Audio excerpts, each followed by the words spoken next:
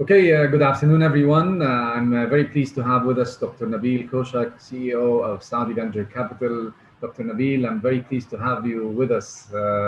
And let me start by welcoming you to the Techni Summit.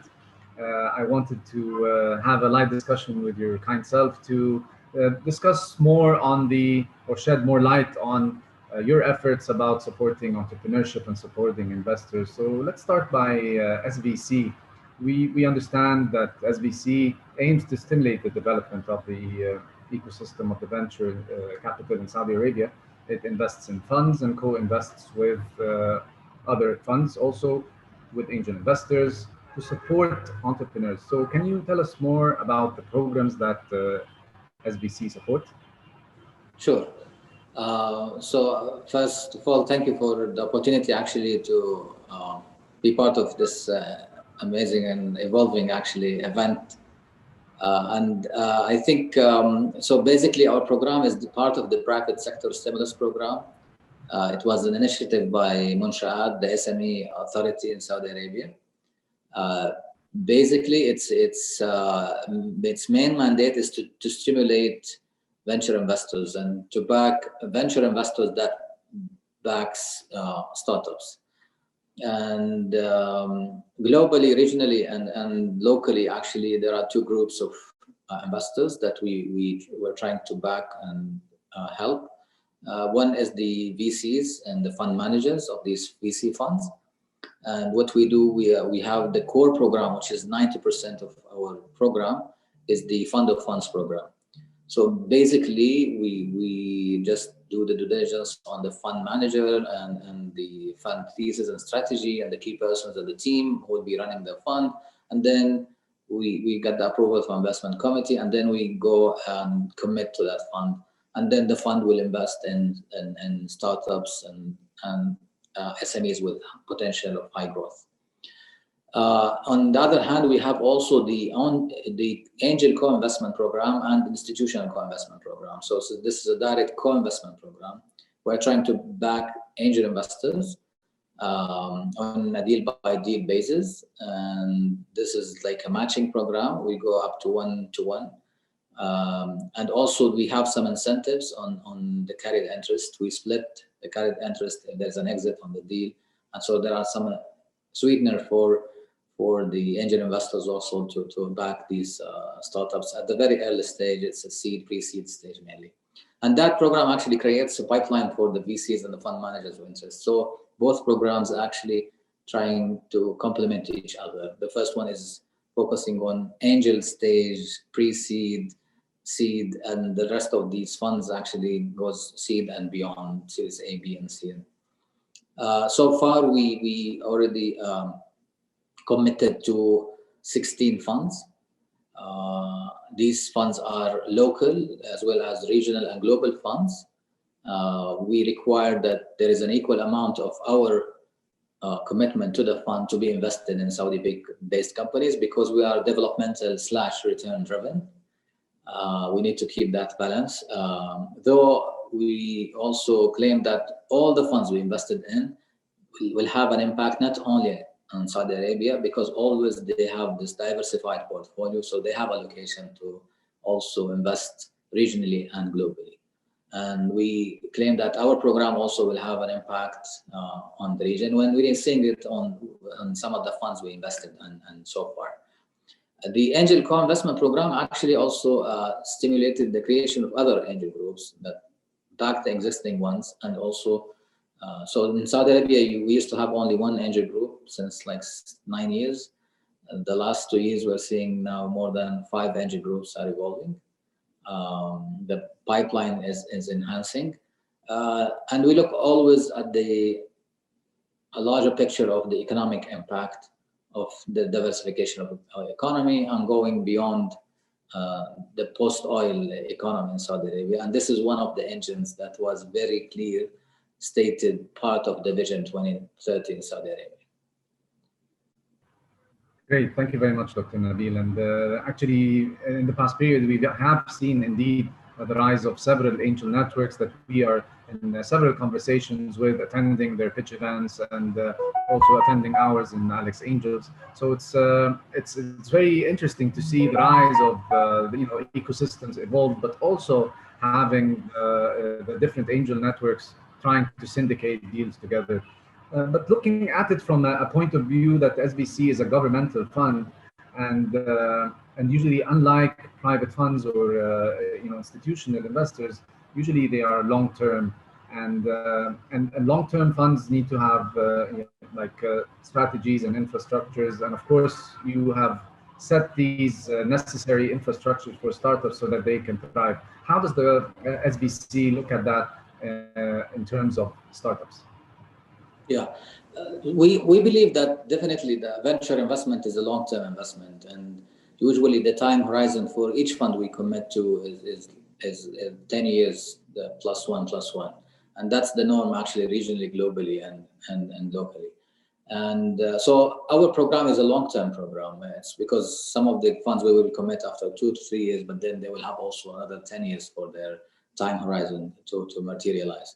And usually the funds will have like an investment period, which is, I would say, 2 to 3 years, sometimes 4 years. And then there is the follow-on investments happening also on another 3 to 4 years. And then they wait for the exits for the remaining 2 to 3 years at the end of the fund horizon.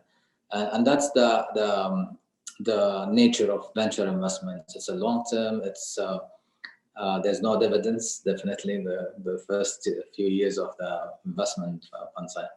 But that was carefully designed, part of the design of the program, specifically that this was actually backed the Ministry of Finance. So they're aware of that, even the portfolio, the strategy of the program, and also the asset allocation among the different funds that we invested in, or we will be committing in the future years. But I think that's the nature of venture investment globally and regionally, and that's the working models globally, and we're trying to follow that. Great. So can you tell us more about like the opportunities and threats that having government funds of having government funds in terms of stages, different stages that are investing? I'm sure that there are a lot of things to consider in terms of mandate and deployment from your point of view. Yeah, I think the opportunities here is actually mainly is that the government funds should be, similar programs should be focusing on backing venture and private venture investors. So private individuals, angels, as well as the private fund managers. So our program only invests in private-led funds and also private managed angel groups. And then angel group, we match with private and individual angel investors, but our syndicates. But I think the main objective here is to be a gap filler. So what are the funding gaps in the market? And then we come and try to fulfill these gaps. So for instance, if at any stage there is an overcrowded stage, we pull off not to compete in the market. So, and here where the risk comes, and I've seen some of practices that is also challenging, where the government is actually competing with the private investors, and that's not sustainable and not scalable. It could help for a shorter period of time, but it's at the long term, it's not. Our mandate is actually, we see and help in the creation of emerging fund managers, as well as evolving angel groups to get into a maturity level where they can sustain and scale. And then the government at a certain stage can pull or relocate the funding into other gaps, but not to compete with the private sector, private funds. And the more we see professional venture investors evolving in the scene, and this is actually the ultimate success of such program, but not to compete with private-led VC funds or angel growers and angel investors. So sometimes actually we celebrate at the office when we are kicked out of a deal because there was a private investor actually, or a group of syndicate of private investors actually just covered the whole round of a deal. So because we are a gap filler, not compete with the fund managers or the angel groups or angel investors. And that's to be treated and designed carefully. So we're trying to be also balancing, redesigning, updating our program and the investment policy and strategy, and to be dynamic with the market. And could be a gap this year, but it's not there next year. So we change our program policy and directions to make sure that we are gap filler, and we are looking at the overall economic impact of the program, rather actually going into competing on a deal with the private sector, or actually competing another fund that we already invested in. So we make sure that the funds we are backing are having enough deal flow of quality investable startups that they can invest in, and we give them room to evolve and thrive. Great, great. That's so. Building also on that, looking at matching funds. So, especially in early stage, you definitely have some stories to share, and maybe some things to shed more light on this front about specifically matching. Yeah, I think this stage is very critical, which is the pre-seed seed stage, and we are seeing actually this is a challenging usually round, because it's like the first round for the founders as well as the investors. So institutional investors like fund managers, you might have professionals part of their team, and they have the management fees, so they can hire and make sure that they have enough team for deal sourcing, due diligence, and closing the deals, and post investment activities. But sometimes with the angel groups also provide that role and service for the angel investors, and that's where the value of angel groups. Though I think there is also, I think, a gap in Saudi Arabia and in the region, where actually we need to do more of early stage support services in terms of educating the founders as well as the investors, the venture investors at the early stage, about terms and conditions, and all these details about the deal closing, the valuations, and not to overvaluation or whatever. But in general, I think we're seeing there is a huge improvement into maturity of understanding for the founders, among the founders, also among the angel investors, with the support and help of angel groups as well as the venture, the VC, the funds. But I think the more we have this professional awareness and educating the market, that will be smarter deployment for that capital through such programs and activities. Absolutely, and you've touched on some points that actually are really very important for investors and for people trying to invest in startups, which are the non-financial services or the support that governments can provide, whether they are tax incentives in corporations of companies, ease of money coming in and going out. A lot of things that we've been discussing previously, especially when we're looking at cross-border investment with the Mediterranean Angels, is where would be the best jurisdiction to incorporating the portfolio companies. What are the incentives that you're giving to the investors?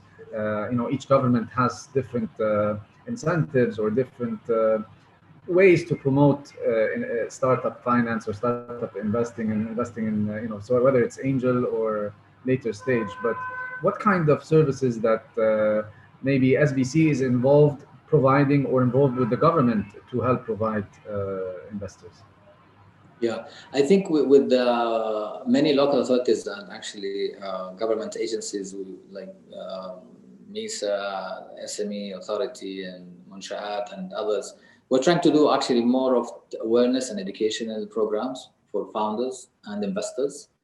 I believe that the more we're doing these exercises and also mentoring sessions, particularly for the things that related to investment,